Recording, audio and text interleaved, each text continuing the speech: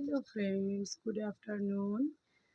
আমি প্রথমে আলুগুলো প্রেসার কুকারে আস্তে আস্তে সিদ্ধ করে নিয়েছি। তারপর ওইটাকে চুলে রাখলাম, একটু তেলের মধ্যে শ্যালো ফ্রাই করেছি, আলুগুলোকে রেখে দিলাম। তারপর আমি এইটার মধ্যে পাঁচফোড়ন, দালচিনি, গরম তেলের মধ্যে এলাচি, লং ওইগুলো দিয়েছি।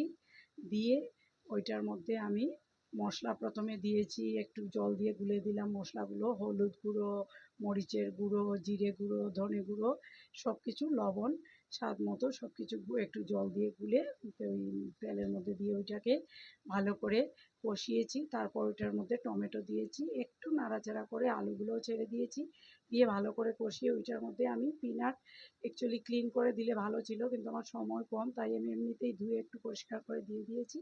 আর ওইটাতে কাজু বাদাম অ্যাড করবেন। আর ওইটার মধ্যে আপনি ঘরে বসানো টক দই অ্যাড করতে পারেন। আমার ঘরে মিষ্টি দই, টক দই ছিল না, তাই আমি দিইনি।